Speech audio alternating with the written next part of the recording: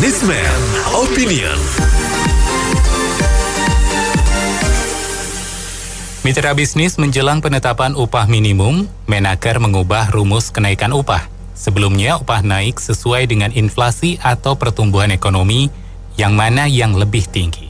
Sekarang upah naik sesuai dengan inflasi ditambah pertumbuhan ekonomi, tapi maksimal hanya boleh naik 10%. Apa komentar Anda dengan rumus baru ini? Setujukah Anda?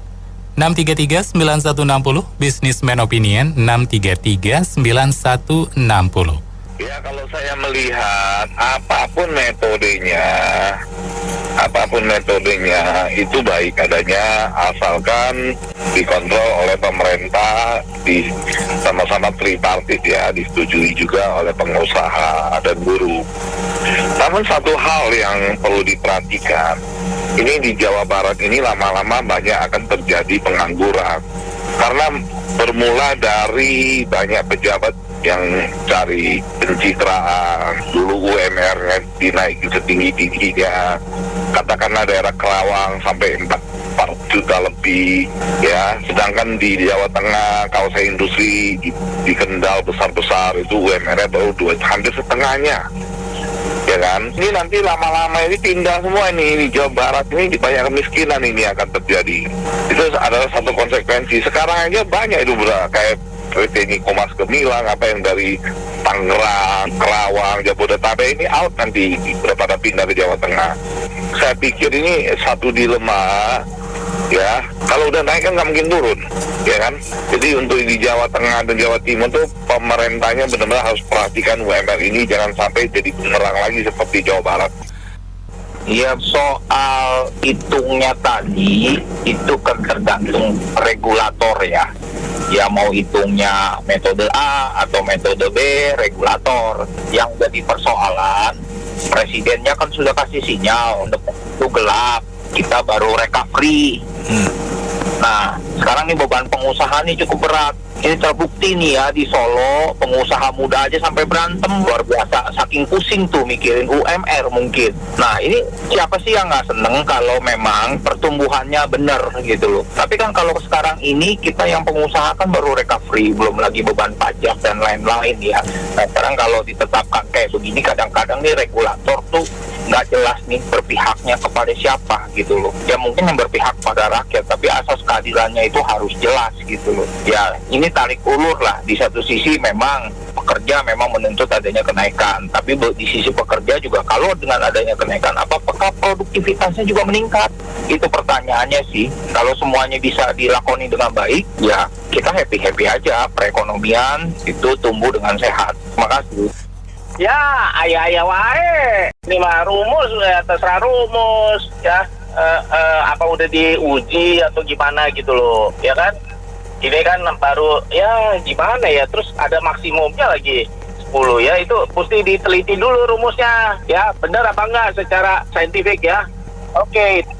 Ya sebenarnya sih gimana ya, seperti kita lihat UMR tahun lalu ya, di Jakarta kan udah ditetapkan kenaikannya, seingatnya itu 5% kalau nggak salah.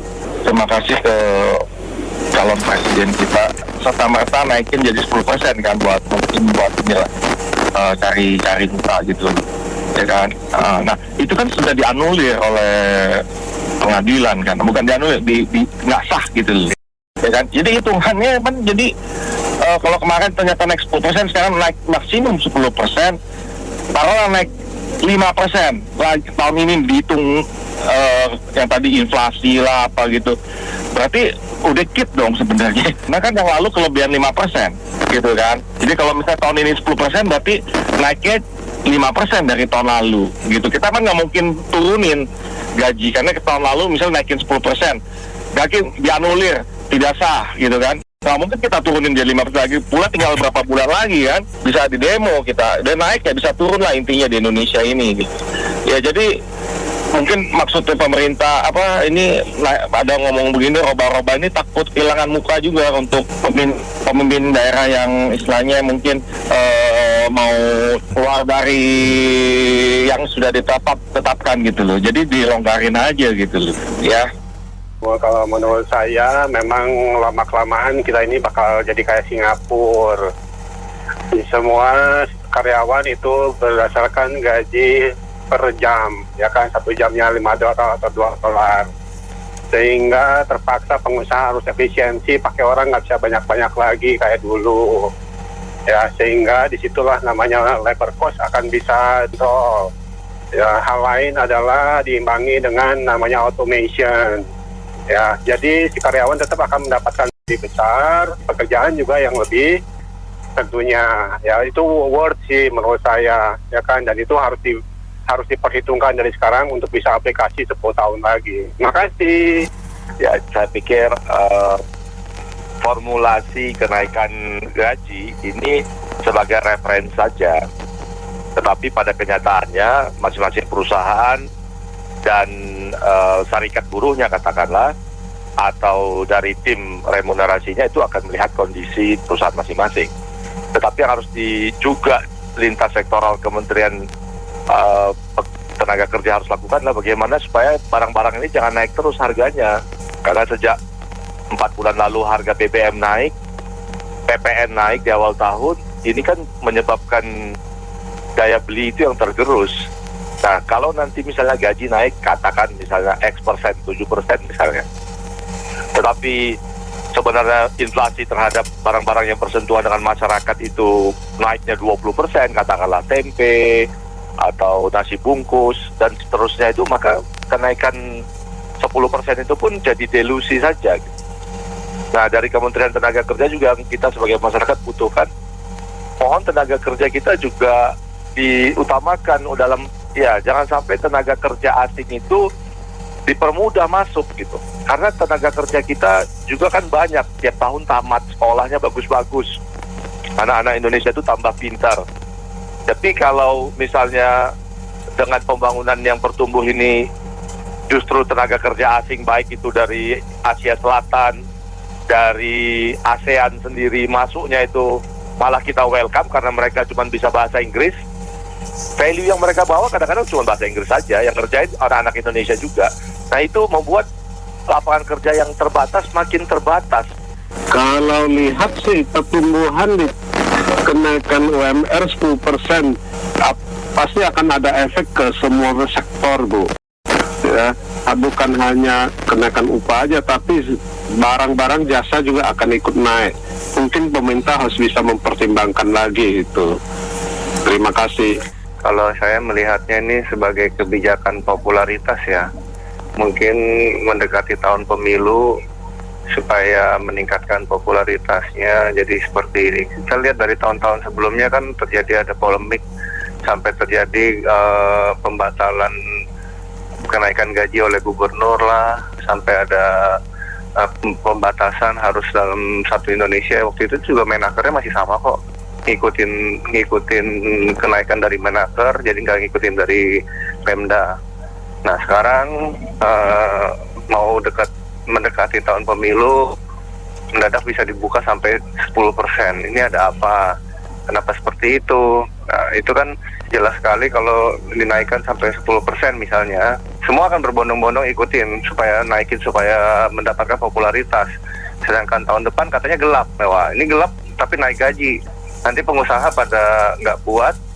Kelihatan sekali sekarang udah banyak yang PHK.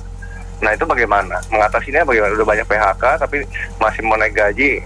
Nah, pengusaha akan semakin banyak yang PHK karena nggak kuat naik gaji 10%. Itu harus ada antisipasinya. Nah, itu dia. Bagaimana sama sekali kebijakan yang tidak sinkron dengan keadaan yang sekarang saat ini terjadi. Saya pikir dalam satu perspektif apa yang ditetapkan Menaker ini memberi masalah baru karena membuat maksimal 10%. Bukan minimal 10%, tapi maksimal 10%.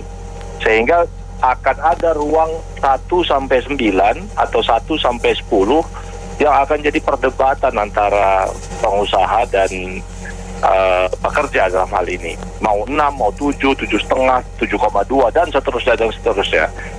Nah, jadi Depnaker memberi ruang itu kecuali dibikinnya minimal 5% misalnya gitu, atau minimal 6%.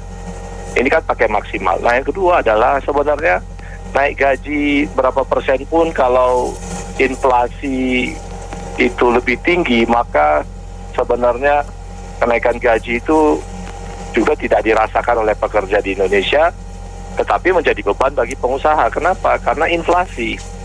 Bayangkan kita ambil minyak goreng yang tahun lalu rata-rata harganya sebelum kenaikan harga yang dimainkan oleh spekulan beberapa pabrik yang sudah ditangkap itu ya, itu harganya 12.000. Sekarang ini udah rata-rata 14.000, 14.500. Itu kan kenaikannya tidak 10%, itu kenaikannya hampir 20%. Jadi kalau naik gaji 10%, tapi inflasinya 25%, akhirnya juga rakyat menderita juga, apalagi setelah BBM dan PPN naik. Jadi delusi betul-betul memang penghasilan rakyat itu dirampok oleh inflasi itu, dan pemerintah punya instrumen untuk menurunkan inflasi itu. Nah, itu yang belum maksimal, instrumen-instrumen yang ada di tangan pemerintah belum maksimal digunakan untuk menurunkan inflasi. Mitra bisnis, kami cukupkan sampai di sini untuk Businessman Opinion. Saya Anto Wijaya.